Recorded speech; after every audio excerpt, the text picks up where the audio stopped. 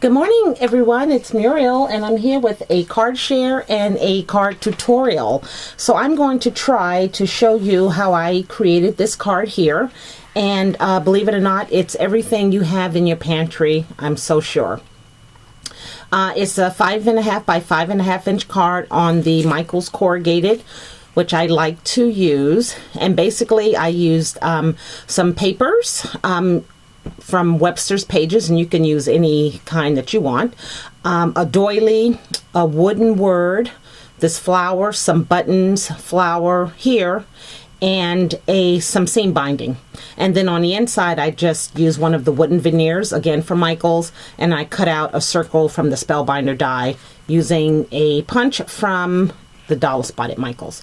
So that's the card that I created last night, and I want to show you what I did. So if you want to like pause the tape and go get everything, then we can make it together.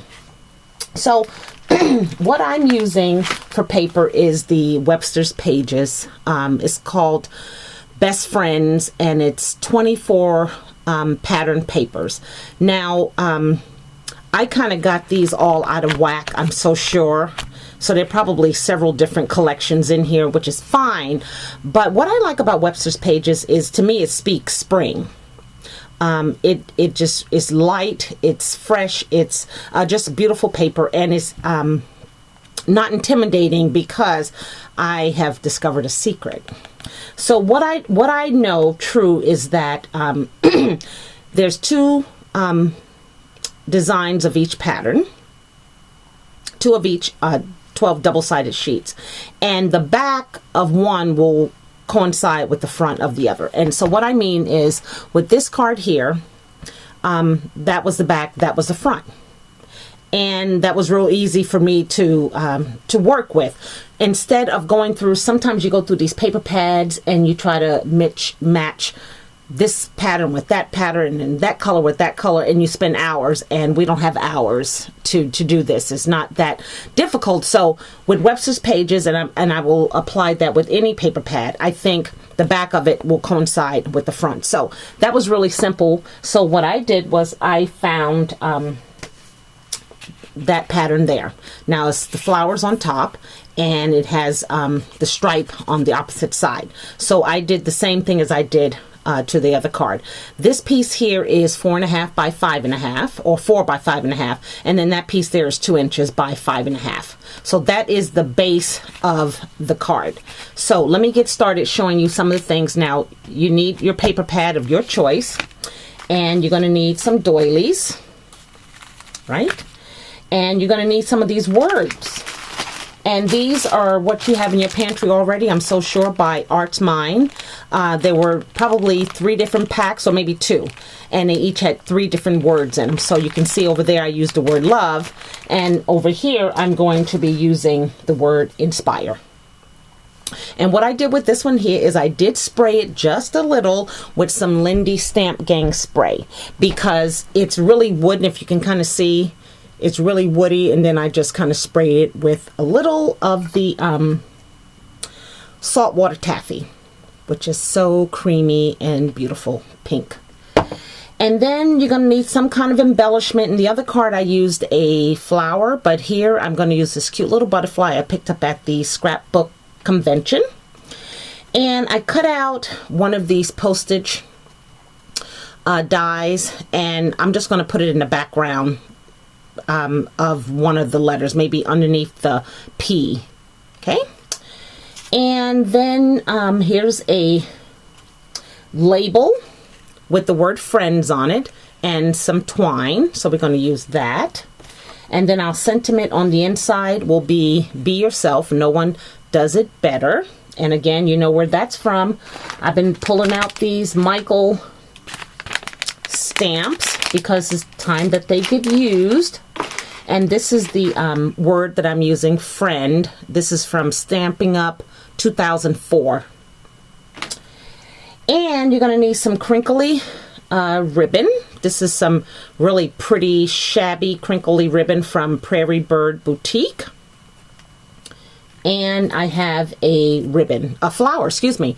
And I believe this flower came to me from Tammy. Tammy sent me a bag full of flowers from downtown LA. So thank you for that. And then I'm going to use some clear buttons. These were given to me by Elise, like maybe our very first swap we did, which was probably over a year ago, in the same bag. Just some cute, clear, creamy buttons. So I think that's it. If there's something else, I will show you as we go along. But why don't we go ahead and get started. So here is the base. Only thing I did was lay the paper down. And the back of the paper, I'm using Score Pal tape, because when you're dealing with the corrugated card, the ATG tape just does not stick, and we want this to stick. Now this tape here is from Daiso, which I enjoy getting because it's at a reasonable price, but is it my favorite? Not in the least. I prefer the Score tape. I really do. It's easier to separate. I have a hard time once I stick it down to the paper to peel it back up. So that's my say on that. So, okay, we're going to start by placing that doily right there. So I have some Scotch quick dry adhesive, and certainly you can stop this tape and go get your goodies and you can follow along with me. I don't have a problem with that. That's how I learn. So if that's easy for you, then by all means go ahead and stop it and get your goodies. So I'm just going to put some down, and I hope you can see it. My daughter assured me that this was all in frame. And for this in here, I'm just going to hit it like this. I don't know no other way than to do it like this. And quick dry dries just like it says, quick. So we're going to place that like right there. Yeah. Okay. I'm just going to press that down. And if the table shakes or if the video shakes, is only because I am kind of getting up, looking in the camera to make sure that this looks okay. Okay. So that's it right there. Okay. And it looks like this little side here didn't get enough. So I don't know a better way. If someone knows a better way to get, you know, when you're dealing with intricate patterns like a doily, to get all the edges covered, feel free to share that with me. But this is how I do it, and it works. Now, like I said, I sprayed my word with a little of the saltwater taffy. The saltwater taffy? Lindy Stamp Gang spray, because I didn't want the wood look to show. So we're going to place that right there. Now you can see on this card here, what I did with this was that I sprayed it, and I probably sprayed it 4 times. These wooden pieces really absorb, so maybe I needed to gesso it first and then spray it. Maybe it would have taken a lot easier, but after I sprayed it, it still wasn't pink enough, so I had to hit it with some spun sugar distress stain or distress paint, and that's fine. That's fine. So if you have a better way, feel free to do it and then share it with me. So what we're going to do here is we're going to lay this letter down, and I know for sure that this is going to work really well on this wooden embellishment. So I'm just going to kind of go on through each letter. I don't want it to ooze out, so I'm really just gingerly applying some of this. And I like this also because you have like a 30 seconds where you can maneuver it, and then you have to like leave it alone because it's like stuck. So I want to make sure that's straight on there. And I just realized that I already forgot to put my little thing down, but that's okay. I was just going to put it underneath the P, but no worries. That's what happens when you're doing live recording. You forget stuff. Okay, so that's there. So I think what I want to do now is I want to apply some of these buttons. And I'm going to use some hot glue for those. And let me see, it looks like there's 2 different shapes here. So I think the smaller will do. So if the glue gun is ready, we will go ahead and let's see here. Maybe I should do my butterfly first, because then my butterfly is going to be the center, and I think I want my butterfly like right there. So let's put some let's put some hot glue kind of along that side and along that side. And I hope you can see me. I don't think I need to be in frame to show you how to use the hot glue gun. I'm sure you know how to do that. Okay. And this can be anything you like, a butterfly, a flower, it doesn't matter. I just happen to, you know, I don't use these often enough. So now I am going to use the glue gun to put down on this button here. Let's see here. And I think I'm going to stick this one right in the middle of the eye.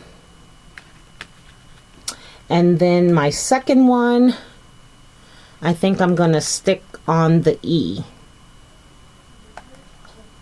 Right E. Okay, now we're going to get the glue gun and put it back over and then show you how that's coming along. Okay. The next thing I'm going to do is wrap my flower around my crinkle ribbon. And I'll tell you, you're probably saying, how did she get that ribbon to look like that? I watched a video from Jules, and she showed how she created this bow maker, so to speak. But this is what I do. I take my hand and I take my ribbon like this, and I wrap it around. So if this is the end, then I'm going to wrap it around 4 times so that the end is now there. Okay, and then I would cut this like so, and then you will just have this piece here. Then you want to cut a smaller piece, say about that much, to wrap around the center here. So you're going to take, you know, this is old school bow making, old school. So if you have it like this, then that center piece ties a knot around here, and then that's your bow. Really simple. I'll try to find the link to Jules, and I'll be more than happy to show you how she did it, because that's how I learned. So basically, here is my crinkle ribbon. My flower will go like this, and I'm going to use the stem to wrap around the curly ribbon here. And I'm just going to turn around so I can make sure I have this. Okay, and I'm just going to wrap around a couple of times. I don't think I need all of this wire, so it will look just like that. Okay, let me get some scissors to cut this off. And I did put my new carousel together, so I have all my tools to the right of me, and it's wonderful. And why isn't this cutting? Oh, there we go. Okay. So that's going to be just like that. So we're definitely going to hit this with the hot glue gun. So let's get that out again. Okay.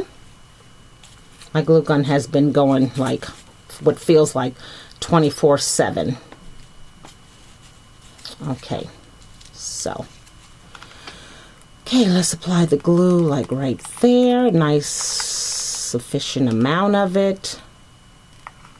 Okay. And we're going to put that right in that corner like so. Going to hold it till it sets.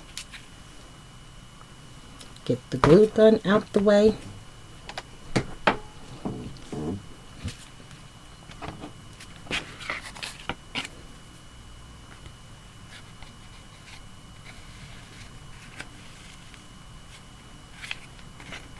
See, and it's just so crinkly. I just love that look. I mean, I like the straight look too, but I prefer the crinkly. So, I'm going to get up just to see how that looks in frame. Okay. Okay, now what we're going to do, let's get these buttons out the way, is we have that cute little tag, that label, and we want to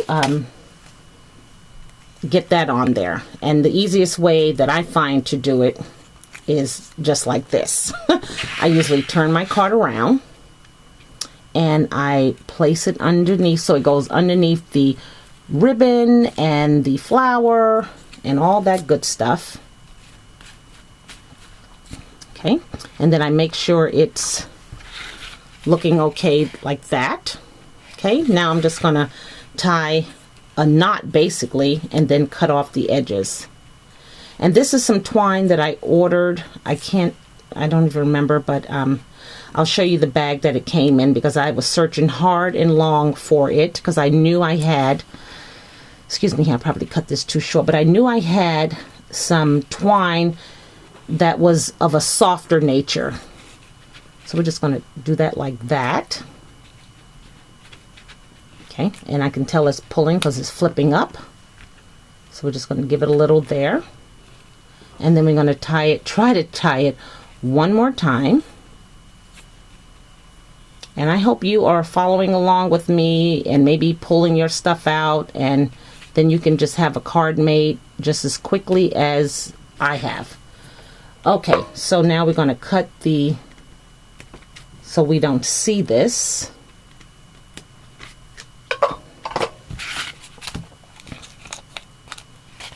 There we go. How's that?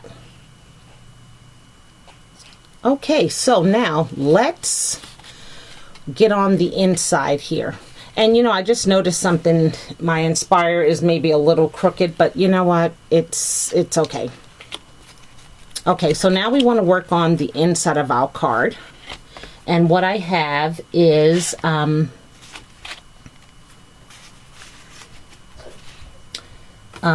white, which will go right there. And then I need to get a bottom piece, and it looks like I had it cut, but it's somewhere to be hidden. So we will just go straight to the pack and find another piece. And if I can't find it, I will scream, because I don't have a problem with screaming on camera. I think I did have it, and I used it to go over the top. I will die if I don't have it. Let's see here. I just want to make sure. Okay, so that's not it. Oh, there we go. So sorry. Didn't need to alarm you. It's right here. Okay, so let's cut a 2-inch piece really quick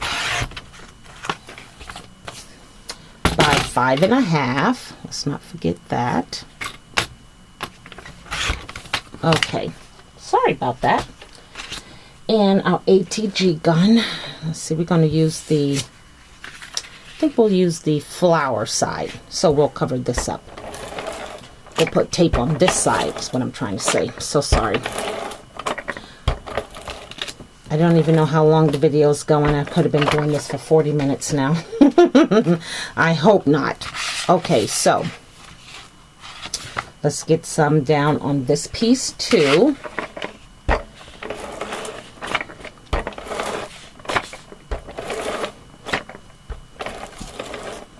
Okay. Oh. Okay, so now we're going to lay that in there like so. Okay. Got glue on my hands. And then we're going to lay this one down at the bottom.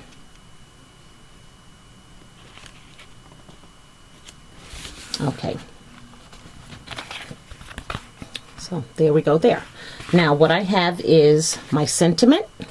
Be yourself. Nobody does it better.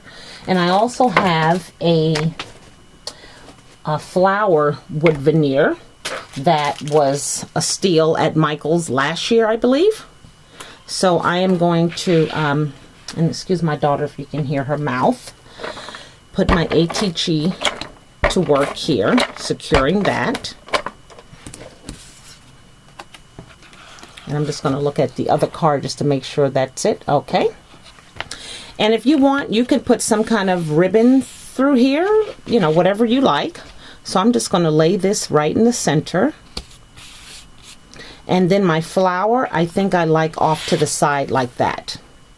So I did use some vintage photo, just what was on the sponge, just to, again, get that woody look. I just want it kind of a little darker.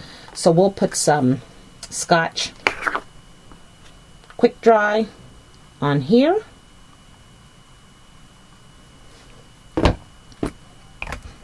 So I hope this has been fun for you as it has for me.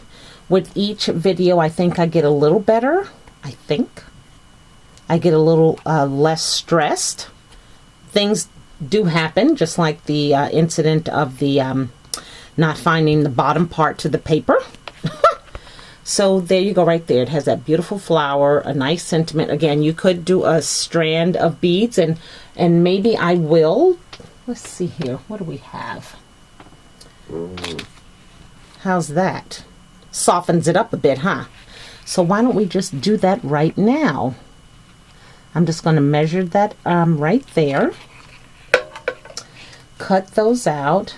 And what I like to do for my beads is I prefer using the very, very, very, very small, and I'm looking for it, so excuse the noise, Score Pal tape, like the very, and it doesn't look like I have some open, so I will have to open it up. Now this is from, I think this is from scrapbook.com. This is the very thin one, so I like to use that versus glue gun because sometimes it doesn't it'll just come right off. So we're just going to lay that right along the edge there. Okay, and then push that down. Okay, branded as they say.